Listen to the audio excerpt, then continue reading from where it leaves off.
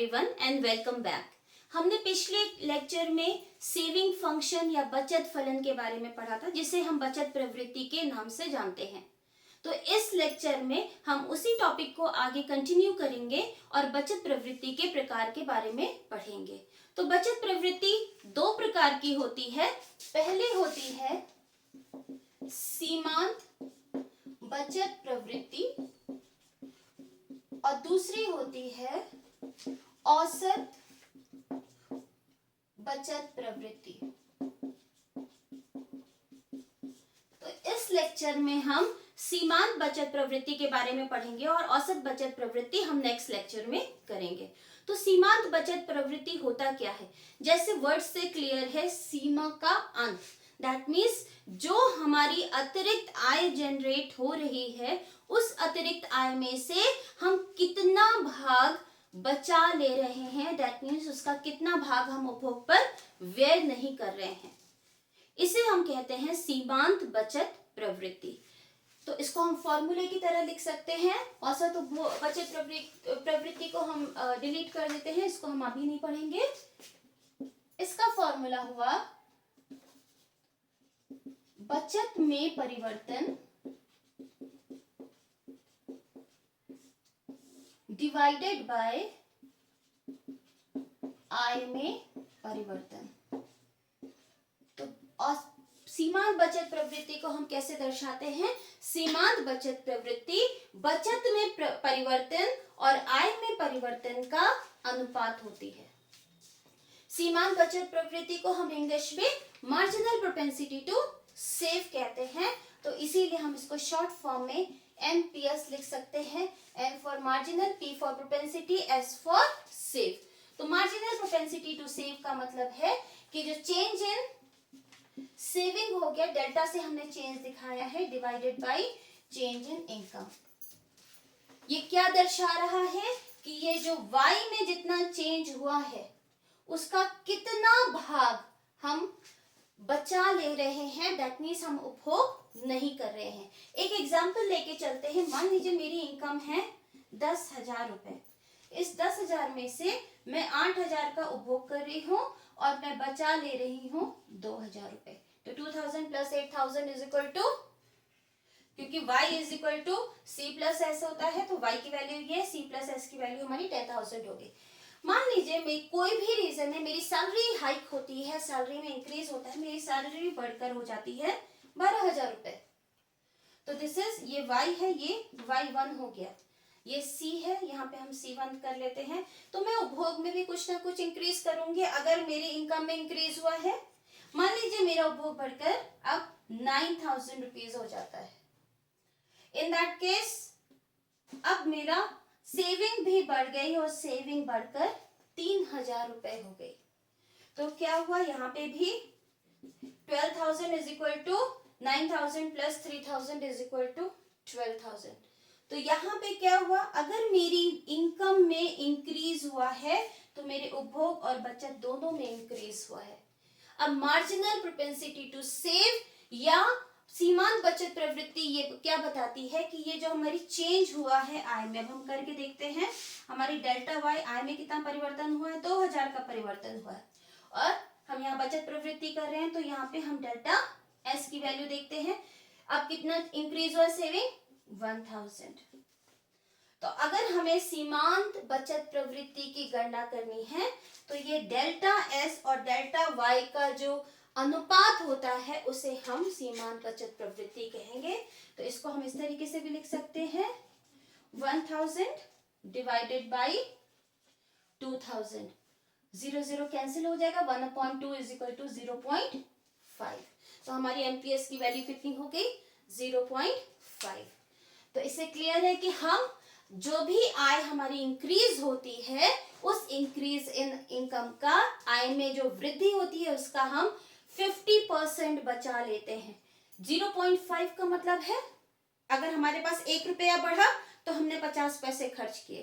तो अगर हमारे पास 100 रुपया बढ़ेगा तो हम 50 रुपए खर्च करेंगे, तो कितना परसेंट हो गया? 50%। तो यहाँ पे 2000 अगर हमारी इंक्रीज हुई है इनकम, तो उसमें से 1000 हमने बचा लिया। दैट मीन्स हमारी आय का 50% हमने बचत पर व्यय किया है। तो सीमांत बचत प्रवृत्ति क्या बताती है कि हमारे इनकम में इंक्रीज का कितना भाग हमारे बचत में परिवर्तन के रूप में हमने यूज किया है। अब इस सीमांत बचत प्रवृत्ति की जो अवधारणा है, इसे हम एक रेखा चित्र और अनुसूची के द्वारा भी दर्शाएंगे। इनफैक्ट सारे कॉन्सेप्ट्स को हम रेखा चित्र और अनुसूची दोनों बनाते हैं। यहाँ पे फॉर्मूला मैं लिख लेती हूँ, MPS is equal to delta S upon delta Y। अब टेबल बनाते हैं, शेड्यूल बनाते हैं, जिसको हम हिंदी में अनुसूची कहते हैं। अनुसूची किसकी है? MPS। जब भी आप अनुसूची बनाएंगे या रेखा चित्र बनाएंगे, उसकी हेडिंग जरूर पड़ती है कि किस चीज की आपने अनुसूची बनाई है या रेखा चित्र बनाया है। कॉलम कुछ ज्यादा ही पतला हो गया। 0, 100, 200, 300, 400, 500 एंड 600। ये सेम टेबल है जो हमने पहले भी ली थी। अब बचत की वैल्यू भी याद हो गई होगी, तो हम लिख लेते हैं S इज इक्वल टू -80, -60, -40, -20, 0, +20, +40। ये सेम डेटा है जो हमने पिछले लेक्चर में भी इसी को देखा था। अब हमें कैलकुलेट क्या करना है फॉर MPS। MPS के लिए हमें डेल्टा S चाहिए और डेल्टा Y चाहिए। तो हम सबसे पहले यहाँ पे डेल्टा Y लिखेंगे, कैलकुलेट करेंगे, फिर डेल्टा S कैलकुलेट करेंगे एंड देन MPS की गणना करेंगे। अब यहाँ पे देखिए, पहले पे कोई चेंज नहीं होता है। अब इसके बाद 100 से 0 माइनस करेंगे तो वैल्यू कितनी आई? 100। तो डेल्टा Y कैसे है? इस वैल्यू से, जैसे अगर ये y1 है, दिस इज y0, तो डेल्टा y कैलकुलेट करने के लिए y1 माइनस y0 करेंगे। उसी तरीके से यहाँ पे अगर y2 है तो y2 माइनस y1। सिंपल भाषा में जिस लेवल का आपको डेल्टा चेक कैलकुलेट करना है, उसके पहले वाली उस वैल्यू से उसके पहले वाली वैल्यू को माइनस करेंगे। तो यहाँ पे 100 माइनस 0 किया था, वैल्यू हमारी 100 आई। अब इसी तरीके से 60 माइनस हमने 80 किया, तो वैल्यू कितनी आएगी कि 60 में से हमने 80 माइनस किया, वैल्यू 20। उसके बाद नेक्स्ट 200 माइनस 100, सेम वैल्यू आ गई 100, राइट। उसके बाद फिर से हमने 40 से माइनस किया इसको, क्योंकि माइनस माइनस करके वैल्यू तो हमारी पॉजिटिव में चेंज हो जाएगी, ये वैल्यू हमारी नेगेटिव में नहीं आएगी, तो वैल्यू हमारी पॉजिटिव ही आएगी। तो 40 माइनस 60 हमारी वैल्यू कितनी हो गई? 20। सेम वैल्यू हमारी सभी लेवल पे आएगी। 400 minus 300 is equal to 100, 500 minus 400 is equal to 100 and this is also is equal to 100। अब यही चीज अगर हम देखते हैं, यहाँ पे भी 20 minus 20 and minus 40, minus 20 minus minus 40, so minus and minus मिलके क्या हो जाएगा? वो पॉजिटिव वैल्यू आएगी यहाँ पे 20। This is also 20 and this is also 20 and 20। 40 minus 20, 20, 20 minus 0 is equal to 20, 0 minus minus 20 is equal to 20। अब यहाँ पर हम इसको कैलकुलेट करके देखते हैं। 20 divided by 100 is equal to 0.2, क्योंकि सारी वैल्यूज हमारी सेम है। ये जो हमने कैलकुलेट किया है MPS, ये एक linear function, linear saving curve का MPS है, इसीलिए यहाँ पे ये कांस्टेंट रहेगा, ये स्थिर रहेगा, इसमें परिवर्तन नहीं है। 0.2, 0.2, 0.2, 0.2, 0.2, क्योंकि सभी पर वैल्यूज हमारी 20 आई हैं। अब इसी को हम डायग्राम के द्वारा भी दिखाते हैं। तो सबसे पहले डायग्राम बनाने के लिए हम सेम सेविंग कर्व बनाएंगे, जिसको हम बोलेंगे, यहाँ पे हम दर्शाएंगे आय, यहाँ पर बचत। ये x एक्सिस है, दिस इज y एक्सिस, और ये माइनस y है। इसके बाद अब सबसे पहले हम एक बचत वक्र का निर्माण करते हैं। ये हमने एक सेविंग कर्व बनाया है SS। एमपीएस क्या बताता है? परिवर्तन, परिवर्तन के अनुपात को दर्शाता है। तो सबसे पहले तो हम देखेंगे कि कोई एक परिवर्तन हम इस पर शो करेंगे। मान लीजिए एक बिंदु है हमारा ए पर इनकम जनरेट हो रही है Y1 और इस पर बचत या सेविंग है S1। इन दैट केस अब हमें क्योंकि परिवर्तन देखना है, आय में भी परिवर्तन दर्शाना है और बचत में भी परिवर्तन दर्शाना है, क्योंकि इन्हीं दोनों का हमारे अनुपात होता है एमपीएस।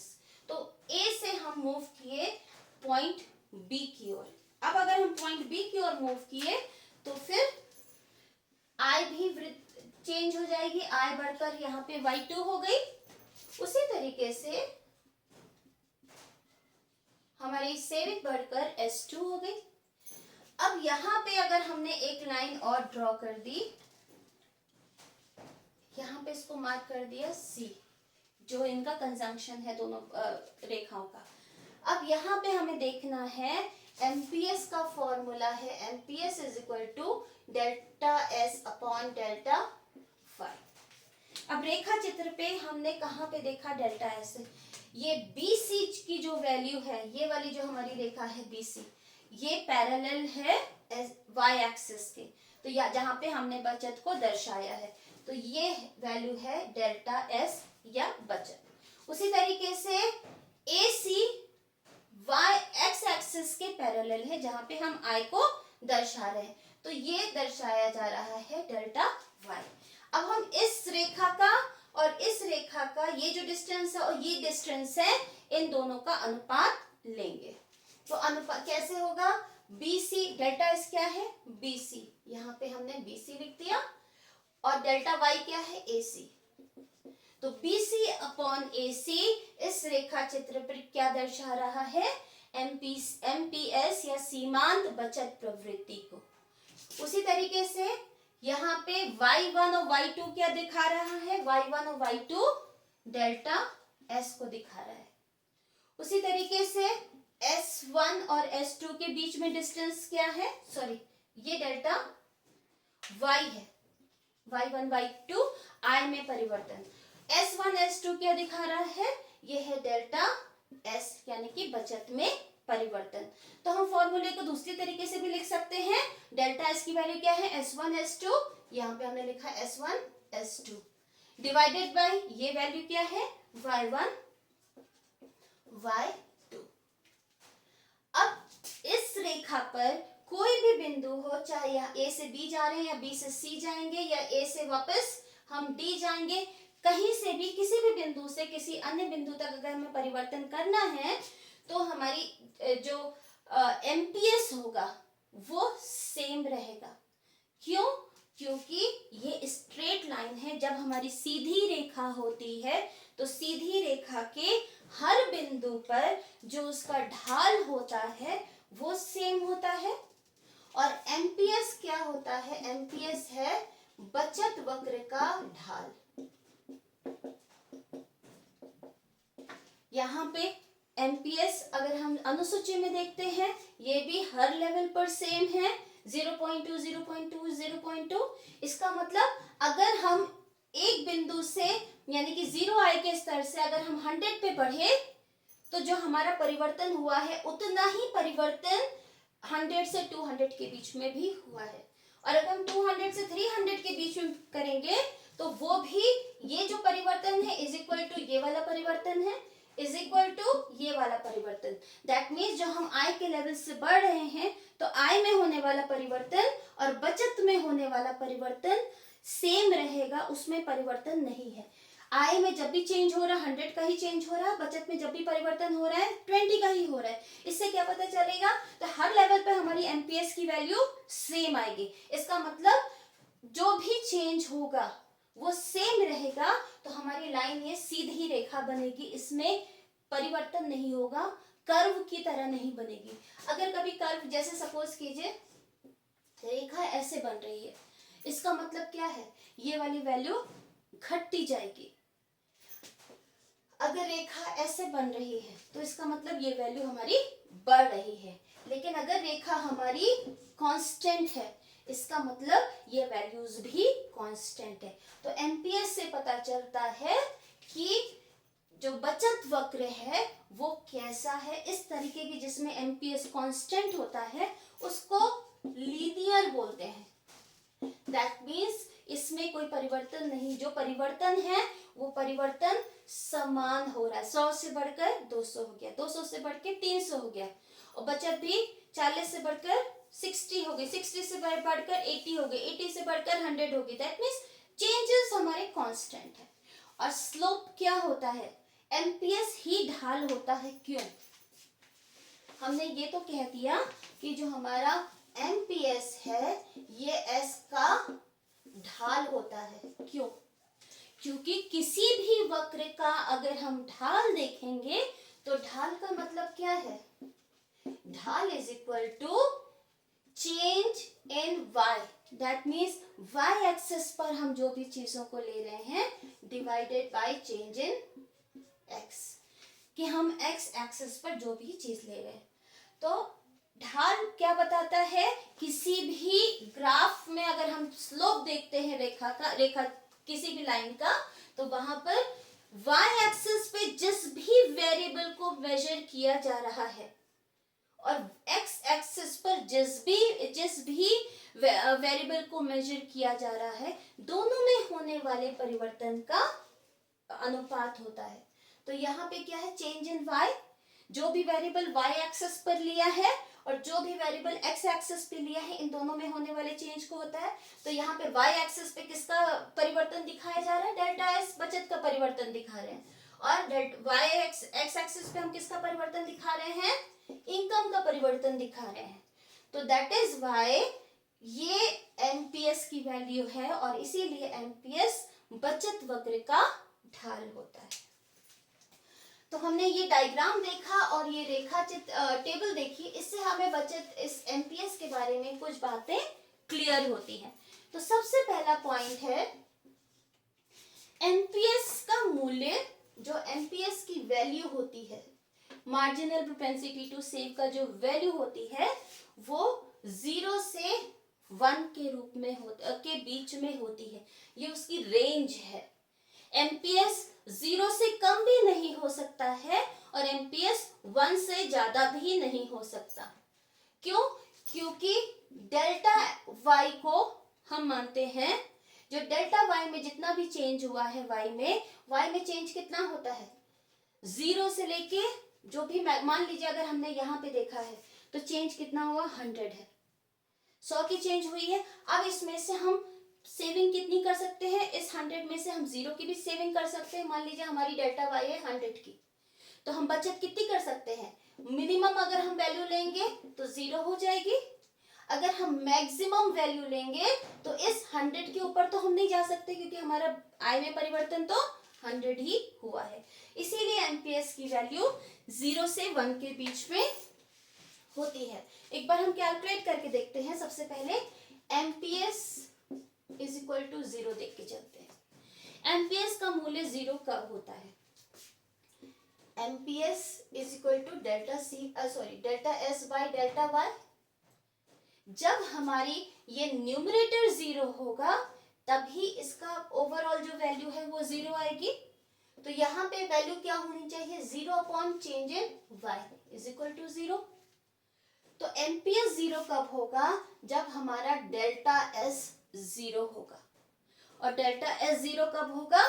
जब delta C is equal to delta Y होगा।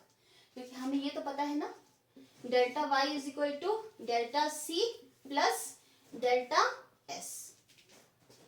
अब जब मान लीजिए हमारा डेल्टा वाई 100 है, डेल्टा एस 0 कब होगा?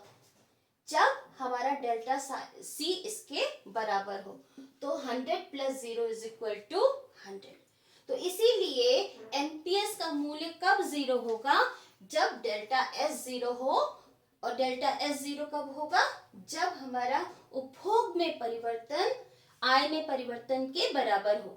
जैसे मेरी इनकम 100 रुपए बढ़ी है और वो मैंने पूरी की पूरी उपभोग पर व्यय कर ली, तो कुछ भी नहीं बचाया। दूसरा केस होता है एमपीएस का, एमपीएस इज इक्वल टू 1। अब एमपीएस 1 कैसे हो सकता है?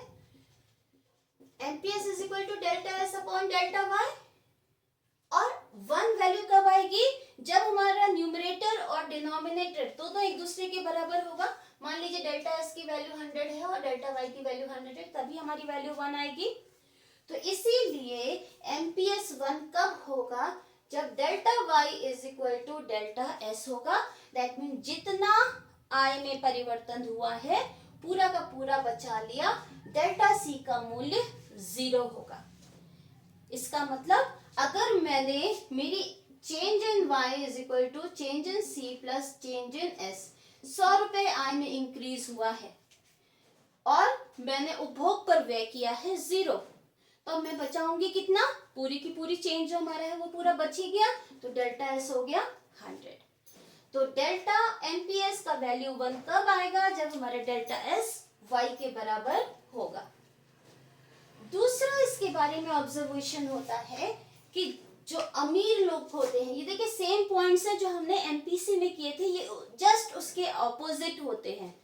तो अब इसमें एमपीएस अमीर व्यक्ति का या धनी व्यक्ति का एमपीएस जो है वो ज्यादा होगा। क्यों? क्योंकि जो धनी व्यक्ति हैं उनकी इच्छाएं पहले से फुलफिल हो चुकी होती है। तो जैसे जैसे अब उनकी इनकम बढ़ती जाएगी वैसे वैसे क्या होगा, वो अपनी इनकम का एक बड़ा भाग बचाना शुरू कर देंगे। जो आय में परिवर्तन हुआ है उसका एक बड़ा भाग बचाना शुरू कर देंगे। एक गरीब व्यक्ति है, बहुत कम पैसे कमाता है, 2 वक्त की रोटी नहीं आती है, तो क्या करेगा? आय बढ़ेगी तो कम से कम वो उतनी रोटी या उतना खाना अरेंज करेगा कि परिवार का पेट भर जाए। थोड़ी और इनकम बढ़ेगी तो वो और अच्छा पोषक तत्वों वाला खाना अपने फैमिली के लिए अरेंज करना शुरू करेगा। लेकिन कोई व्यक्ति करोड़पति है, वो पहले से ही प्रॉपर जितनी न्यूट्रिशियस डाइट को ले रहा है, तो ऐसा नहीं है कि वो 2 रोटी की जगह 4 रोटी खाना शुरू कर देगा या 10 या 50 रोटी खाना शुरू कर देगा। एपेटाइट या भूख तो हमारी उतनी ही है, हमारी रिक्वायरमेंट्स तो उतनी ही होती है। तो इसीलिए अब जब कोई धनी व्यक्ति है उसकी आय में इंक्रीज होगा तो उसकी तो जरूरतें पहले ही पूरी हो चुकी हैं, तो वो क्या करेगा? अपनी आय का एक बड़ा भाग बचाना शुरू करेगा जिससे वो भविष्य के लिए को और अधिक सुरक्षित कर सके। तो इसीलिए अमीर व्यक्ति का एमपीएस अधिक होगा और जो निर्धन होगा उसका एमपीएस कम होगा। क्यों? क्योंकि वो तो उपभोग पर ज्यादा व्यय करेगा, वो बचाएगा कम। तीसरी चीज है आय में वृद्धि के साथ, मैं शॉर्ट फॉर्म में, जब आय बढ़ेगी उसके साथ साथ एमपीएस घटता जाएगा, बढ़ता जाएगा। दैट मीन्स जैसे जैसे हमारी इनकम बढ़ेगी हमारी जरूरतें ऑलरेडी पूरी होती जाएंगी और हम अपनी आय का एक बड़ा भाग बचाना शुरू करेंगे। जैसे पहले मैंने एग्जांपल दिया था, मेरी इनकम 10,000 थी तो मैं अपनी इनकम से ज्यादा खर्च कर रही थी तो मेरे पास कुछ नहीं बचता था, एमपीएस हमारा 0 होता। लेकिन जब हमारी इनकम बढ़ी तो क्या हुआ? बढ़ी हुई इनकम मैंने पूरा उपभोग पर खर्च कर दिया, कुछ भी मैंने बचाया नहीं, तो एमपीएस मेरा 0 था। फिर उसके बाद और इनकम बढ़ी तो मैंने थोड़ा सा इनकम का थोड़ा सा भाग बचाना शुरू कर दिया, एमपीएस पॉजिटिव हो गया, 0 से ज्यादा हो गया लेकिन अभी भी कम है। इनकम और ज्यादा बढ़ी तो मैंने और पैसा बचाया, मेरा एमपीएस और बढ़ गया। दैट मीन्स जैसे जैसे मेरी इनकम में इंक्रीज हुआ मेरी बचत प्रवृत्ति में भी इंक्रीज हुआ। इसीलिए एमपीएस जैसे जैसे इनकम बढ़ेगी वैसे वैसे एमपीएस भी बढ़ेगा। दूसरी चीज अमीर और निर्धन हमने देखा है, उसी तरह से विकासशील देश और विकसित देशों के एमपीएस का भी कंपैरिजन होता है। जो धनी देश होते हैं, विकसित देश होते हैं, उनका एमपीएस अधिक होता है, वो बचत अधिक करते हैं, और जो निर्धन देश होते हैं, गरीब देश होते हैं, विकासशील देश होते हैं, उनका एमपीएस कम होता है। तो एमपीएस के बारे में अब इतना ही, आज के क्लास में हम एमपीएस के बारे में इतना ही करेंगे। अब हम थोड़े से क्वेश्चंस को सॉल्व करके देखेंगे कि कैसे एमपीएस से रिलेटेड क्वेश्चंस हमारे एग्जाम में आते हैं। अब हम एमपीएस की गणना करना सीख चुके हैं, तो अब देखते हैं एमपीसी और एमपीएस में क्या रिलेशनशिप है, उसके बाद हम इस न्यूमेरिकल को कैलकुलेट करेंगे। सबसे पहले हम जानते हैं रिलेशन क्या होता है, संबंध होता है एमपीसी एंड एमपीएस में संबंध। जैसे बचत और उपभोग एक दूसरे के पूरक होते हैं, वैसे ही एमपीसी और एमपीएस भी एक दूसरे के पूरक होते हैं, और एमपीसी प्लस एमपीएस की जो वैल्यू आएगी, अगर इन दोनों को जोड़ देंगे तो हमारी वैल्यू 1 होनी चाहिए। अब इसको हम कैलकुलेट करके देखते हैं कैसे करते हैं। हमें ये पता है कि delta y is equal to C plus S. ये सबको क्लियर है। इनकम को भाग या तो हम बचा लेते, या तो उपभोग करते हैं या बचा लेते हैं। उसी तरीके से अगर हमारी आय में परिवर्तन हुआ, 100 रुपए बढ़े, तो उस 100 रुपए में से हम कुछ उपभोग करेंगे, कुछ बचा लेंगे। तो कितना उपभोग करेंगे ये उपभोग प्रवृत्ति पर डिपेंड करेगा, और कितना बचा लेंगे ये बचत प्रवृत्ति पर निर्भर करता है। तो delta y is equal to delta C upon delta S. अगर हम दोनों साइड को डिवाइड करते हैं, दोनों पक्षों को डेल्टा y से विभाजित करते हैं, तो देखें क्या आता है हमारा आंसर, करके देखते हैं। पहले तो हम कॉपी कर लेंगे डेल्टा y, और कहा ये मान लीजिए इक्वेशन 1 है, तो यहाँ पे इक्वेशन 1 के दोनों पक्षों को हम डेल्टा y से करेंगे। तो पहले इक्वेशन 1 हम कॉपी कर लेते हैं, delta y is equal to delta C plus delta S. अब हमें विभाजित करना है डेल्टा y से, तो इसके नीचे भी हमने आराम से डेल्टा y लिख दिया, यहाँ भी डेल्टा y लिख दिया, और यहाँ भी डेल्टा y लिख दिया। क्यों? क्योंकि जो इक्वेशन 1 हमारी ये आई है, इसके दोनों साइड्स को, यानी कि लेफ्ट हैंड साइड और right hand side, is equal to के इधर वाला लेफ्ट हैंड साइड कहलाता है, और इज इक्वल टू साइन के इधर वाला राइट हैंड साइड कहता है। दोनों को हमने डेल्टा y से डिवाइड कर दिया। यहाँ पे ऊपर भी डेल्टा y, नीचे भी डेल्टा y, वैल्यू कितनी आएगी 1। अब हमने फॉर्मूला एमपीसी का पहले वाले लेक्चर में देखा था कि delta C upon delta Y, ये क्या होता है, एमपीसी सीमांत उपभोग प्रवृत्ति, ये उसका फॉर्मूला है, प्लस ये delta S upon delta Y क्या है, जो अभी हमने पढ़ा है एमपीएस। तो इससे क्या पता चलता है, अब हम कैसे लिख सकते हैं, 1 को हम एज इट इज कॉपी कर ले, is equal to delta C upon delta Y की जगह हम क्या लिख सकते हैं, एमपीसी, और delta S upon delta Y की जगह हम क्या लिख सकते हैं, प्लस एमपीएस। तो इससे क्या प्रूव होता है कि एमपीसी और एमपीएस दोनों को हम जोड़ देंगे तो उसकी वैल्यू 1 आएगी, जो हमने यहाँ पे लिखा है एमपीसी प्लस एमपीएस नहीं लिखा था, MPC plus MPS is equal to 1। यहाँ पे भी हमने वही चीज डिराइव कर ली है। तो अगर किसी भी क्वेश्चन में आपको दोनों वैल्यूज कैलकुलेट करने के लिए आती हैं, एमपीसी और एमपीएस दोनों, तो फिर हम उनमें से एक वैल्यू को कैलकुलेट करेंगे और उसको 1 से माइनस करके दूसरी वैल्यू डिराइव कर लेंगे। यही चीज हम इसी क्वेश्चन में सॉल्व करके देखते हैं कि इस क्वेश्चन में आपको एमपीएस और एमपीसी दोनों की वैल्यू कैलकुलेट करनी है। तो दोनों तरीके हैं, चाहे तो हम फॉर्मूला लगा के कर सकते हैं डायरेक्टली, चाहे हम किसी एक चीज की वैल्यू को कैलकुलेट कर लें और दूसरी की वैल्यू ऑटोमेटिकली आ जाए। तो हम बेसिकली, क्योंकि हमने एमपीएस पढ़ा है, तो एक बार हम एमपीएस सॉल्व करके देखते हैं। तो सबसे पहले हम एस निकालेंगे, हम फॉर्मूले से कर रहे हैं इसको। एस की वैल्यू निकाली, S is equal to Y minus C, 100 minus 85 is equal to 50। 200 में से 160 माइनस किया 40, 300 में से 235 माइनस किया 65, इसके बाद 400 में से 310 माइनस किया, वैल्यू कितनी आई 90। 500 में से 400 माइनस किया, वैल्यू कितनी आई 100। अब हम एनपीएस की वैल्यू कैलकुलेट करते हैं। एनपीएस इज इक्वल टू सबसे पहले तो हम डेल्टा एस और डेल्टा वाई कैलकुलेट करना है। अभी तो हमने सिर्फ एस कैलकुलेट किया है। अब डेल्टा वाई की वैल्यू क्या है? 100 चेंज हो रहा है तो हम फर्स्ट पे तो कुछ नहीं होगा, सीधे 100 लिख देते हैं। डेल्टा एस की वैल्यू कैलकुलेट करनी होगी 40 माइनस 15। तो 40 में से अगर हमने 15 माइनस किया, वैल्यू कितनी आई? 25। फिर हमारे पास 65 माइनस 40, वैल्यू कितनी आई? ये भी हमारी 25 आई। फिर 90 माइनस 65, अब हमारी वैल्यू कितनी आई? सेम आई, 25। अब यहाँ पे देखिए वैल्यू से गलत चेंज हो जाएगी। 100 माइनस 90 कितना आया? 10। अब हम डेल्टा एस और डेल्टा वाई दोनों है हमारे पास। हम इसको हम डेल्टा सी भी एक बार कैलकुलेट कर लेते हैं, जरूरत नहीं है लेकिन फिर भी करके देखते हैं।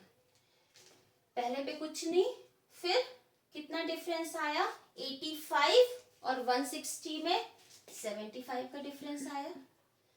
235 माइनस 160, ये भी 75 है। और 310 में से 235 माइनस किया, ये भी 75 आ गया। अब 400 में से 310 माइनस किया, वैल्यू हमारी 90 आई। ये लिखने का रीजन, कैलकुलेट करने का रीजन एक और था। ये शो करना चाह रहे थे कि जहां पे देखिए जो भी डेल्टा वाई की वैल्यू आई है, अगर हम इक्वल करेंगे तो डेल्टा एस और डेल्टा सी होगा। दैट मीन्स ये 100 वैल्यू आई है तो ये दोनों का एडिशन भी हमारा 100 होगा। Delta Y is equal to delta S plus delta C. That means 25 plus 75 is equal to 100। बाकी सारे में भी यही आ रहा है। लास्ट वाले में फिर देखते हैं। यहाँ पे भी देखिए डेल्टा वाई हमारा सेम है 100 और इन दोनों का एडिशन भी हमारा सेम है। That is 10 plus 90 is equal to 100। तो हर लेवल पर delta Y is equal to delta C plus delta S होगा। और इसी तरीके से एमपीसी प्लस एमपीएस भी 1 होगा। करके देखते हैं। अब सबसे पहले एमपीएस की वैल्यू हम कैलकुलेट करते हैं। यहाँ पर MPS is equal to delta S upon delta Y. Delta Y तो 100 है, delta S 25 divided by 100, value कितनी है? 0.25। फिर क्योंकि वैल्यू सेम है यहाँ पे भी, तो हम सीधे वैल्यू लिख देते हैं 0.25 एंड 0.25। लास्ट में कितना है? डेल्टा एस 10 है और डेल्टा वाई 100। दैट मीन्स इसको सॉल्व करके देखते हैं। 10 डिवाइडेड बाय 100, इसका मतलब 0.1। अब एमपीसी की वैल्यू भी कैलकुलेट करके देखते हैं। वैसे एमपीसी की वैल्यू आप डायरेक्ट भी कैलकुलेट कर सकते हैं। 1 माइनस करेंगे, 1 माइनस 0.525 इज इक्वल टू 0.75। लेकिन हम इसको सॉल्व करके देखते हैं। 75 डिवाइडेड बाय 100, वैल्यू कितनी आई? 0.75। अगर हम 0.25 और 0.75 को ऐड कर दें, वैल्यू कितनी आएगी? 1 आएगी। तो इससे क्या प्रूव होता है? MPS plus MPC is equal to 1। अब दूसरे लेवल पर भी हमारी एमपीसी सेम ही आएगी, 0.75। 25 और ये ऐड करेंगे, वैल्यू 1, और यहाँ पे भी 0.75। लास्ट में यहाँ पे देखिए डेल्टा सी की वैल्यू कितनी है? 90 है और डेल्टा वाई 100 है। तो 90 divided by 100 is equal to 0.9।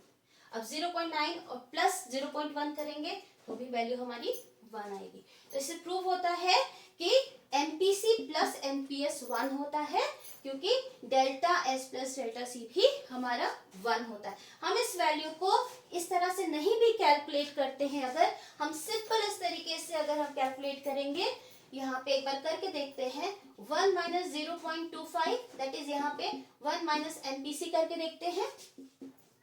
तो 1 माइनस 0 इज इक्वल टू 0.75, ये सेम होगा। लास्ट वाला करके देखते हैं। 1 माइनस 0.1, वैल्यू कितनी आएगी 0.9। तो एक फॉर्मूला हम इसको फिर से लिख लेते हैं, रिलेशनशिप तो हमने देख ही लिया है।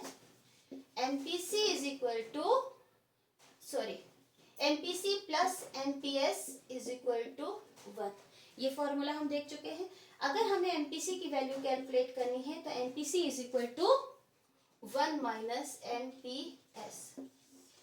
ये नया फॉर्मूला हमने इस पुराने वाले से ही डिराइव किया है। अगर हमें इसकी वैल्यू कैलकुलेट करनी है तो ये हम इधर ले जाके माइनस कर देंगे।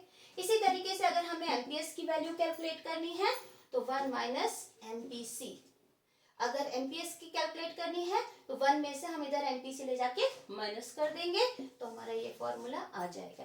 तो अगर दोनों चीजें कैलकुलेट करनी है तो फिर आप दोनों को सेपरेटली कैलकुलेट करने की जरूरत नहीं है। 1 से एक को कैलकुलेट करिए एमपीसी या एमपीएस में से, दूसरे को 1 से माइनस करके वैल्यू आ जाएगी। अब हम नेक्स्ट एग्जाम्पल देखते हैं। अब हम दूसरा उदाहरण देखते हैं। क्वेश्चन पहले पढ़ते हैं। यदि एमपीसी एमपीएस का 1/3 भाग है, तो इससे क्या पता चलता है? एमपीसी कितना है? एमपीसी का वैल्यू कितनी है? एमपीएस का 1/3। तो हम इसको इस तरीके से भी लिख सकते हैं 1/3 एमपीएस। ये चीज क्लियर? मुझे लग रहा है फर्स्ट लाइन क्लियर होनी चाहिए कि एमपीसी कितनी है? एमपीएस का 1/3 भाग। तथा शून्य आय स्तर पर उपभोग 40 करोड़ है। तो शून्य आय स्तर पर जो भी कंजम्पशन होता है वो स्वायत्त उपभोग होता है। सी बार की वैल्यू हमें मिल गई यहाँ पे क्वेश्चन में, C bar is equal to 40 crore. अब हमें क्या कैलकुलेट करना है? बचत फलन और उपभोग फलन। तो बचत फलन की इक्वेशन कैसी होगी? बचत फलन को हम लिख सकते हैं minus C bar plus 1 minus B Y. और जहां हमें पता है कि 1 minus B is equal to, जहां 1 minus B is equal to M P S है, जो हमने आज पढ़ा, राइट। दूसरा हमें कैलकुलेट करना है, ये हमें पहली चीज कैलकुलेट करनी है। दूसरी चीज कैलकुलेट करनी है उपभोग फलन। उपभोग फलन की इक्वेशन क्या होती है? C bar plus B Y. अब जहां हमें पता है b is equal to M P C होता है। तो अगर हमें ये और ये इक्वेशन बनानी है तो अब क्वेश्चन क्या है? उपभोग फलन और बचत फलन को ज्ञात करें। तो हमें सिर्फ ये इक्वेशंस बनानी है। इक्वेशन बनाने के लिए सी बार की और माइनस सी बार की वैल्यू तो हमारे पास है 40 एंड माइनस 40। अब हमारे पास अगर एमपीसी और एमपीएस की वैल्यू आ जाएगी तो हम ये दोनों वैल्यूज को कैलकुलेट कर सकते हैं। अब हम देखते हैं कैलकुलेशन कैसे होगा एमपीसी और एमपीएस का। वैल्यूज तो सीधे दी नहीं गई है। यहाँ पे मैं फिर से कैलकुलेट करती हूँ। MPC is equal to 1/3 MPS. अब हमें पता है कि MPC plus MPS is equal to 1 होता है। ये अभी हमने थोड़ी देर पहले देखा।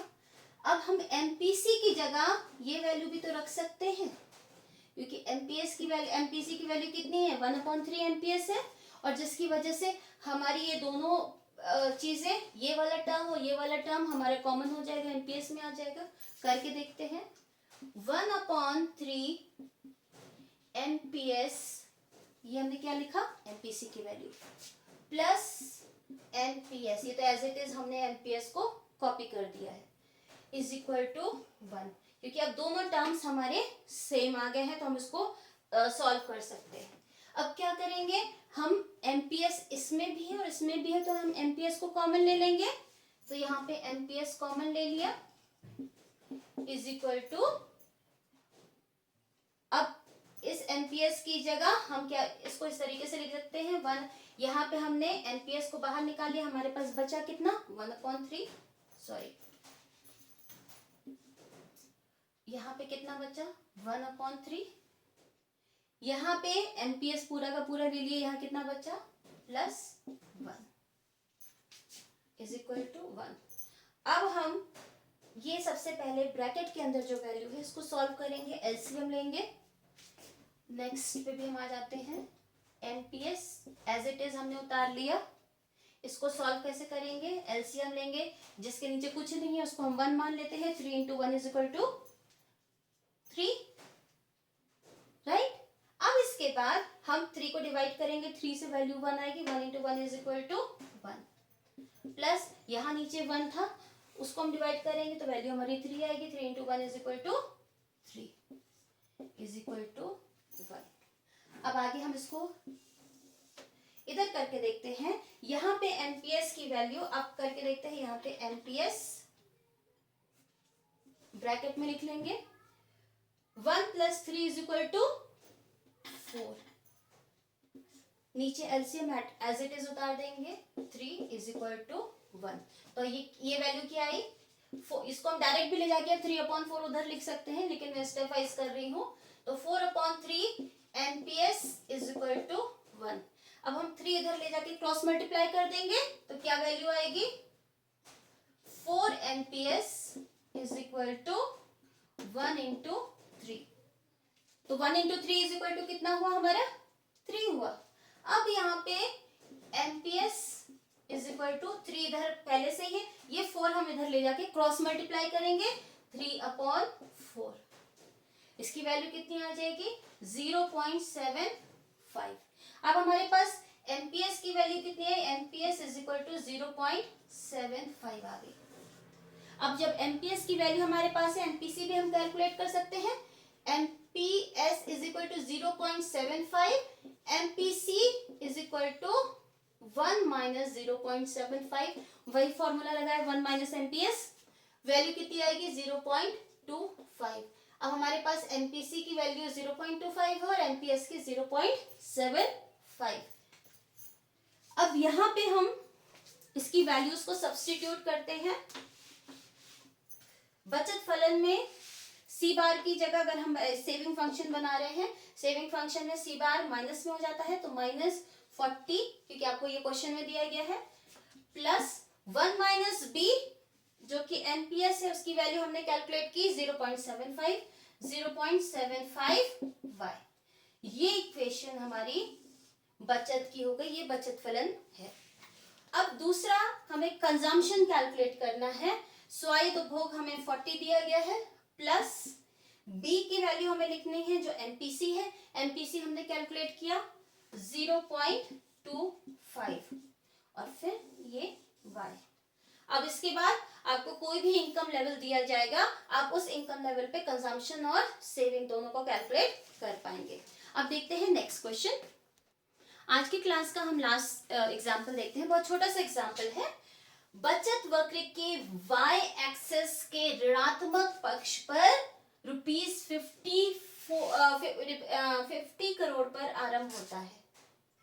यदि अतिरिक्त आय का 20% बचा लिया जाता है तब बचत फलन और उपभोग फलन ज्ञात करें।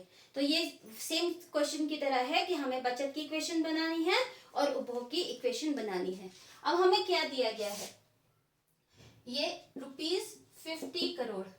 तो ये ₹50 करोड़ क्या है? कहाँ से आरंभ होता है? मान लीजिए ये हमारा बचत वक्र है। ये कहना चाह रहा है कि यहाँ पे नेगेटिव साइड पर 50 करोड़ से स्टार्ट हो रहा है। तो ये क्या चीज बताया है इसने? ये हमारा स्वायत्त बचत होता है, that is minus C bar. तो गिवन क्या है? Minus C bar is equal to -50 crore. तो फिर C bar is equal to 50। Simple भाषा में इसको क्या दिया गया है? हमें सी बार की वैल्यू स्वायत्त उपभोग दिया है। दूसरा पार्ट ऑफ द क्वेश्चन है अतिरिक्त आय का 20% बचा लिया जाता है। तो अगर मैं 1 रुपए में कमाती हूं तो उसमें से मैं 20 पैसे बचा लेती हूं। तो इसका मतलब हमारा एमपीसी कितना दिया है? सॉरी, एमपीएस यानी कि बचत प्रवृत्ति कितनी दी गई है? 0.2। 20% बचा रही हूं इसलिए ये 0.2 है। That means 20 divided by 100। एमपीएस हम ये कैसे निकालेंगे? 20% 20 divided by 100 is equal to 0.2। तो इस तरीके से अब हमारे पास वैल्यू किसकी है? सी बार की वैल्यू है। एमपीएस की वैल्यू दी गई है 0.2। एमपीसी हम कैलकुलेट कर सकते हैं that is 1 minus 0.2 is equal to 0.8। अब हमारे पास ये तीन वैल्यूज हैं, तब हम आराम से अपना उपभोग की इक्वेशन और बचत की इक्वेशन बना सकते हैं। बना के देखते हैं। C इज इक्वल टू, सी बार की वैल्यू कितनी दी गई है 50 प्लस एमपीसी की वैल्यू हमने देखी 0.8 इंटू वाई। ये आंसर आया हमारा बचत उपभोग फलन। बचत फलन -50 प्लस हमें क्वेश्चन में 0.2 दिया गया है y, ये है बचत की इक्वेशन। ये दोनों इक्वेशन आपने देख ली। इसके बेसिस पे हम कोई भी इनकम लेवल पर, किसी भी इनकम लेवल पे कैलकुलेट कर सकते हैं बचत और उपभोग। आज के लेक्चर के लिए इतना ही। नेक्स्ट लेक्चर में हम औसत बचत प्रवृत्ति के बारे में पढ़ेंगे। Thank you so much.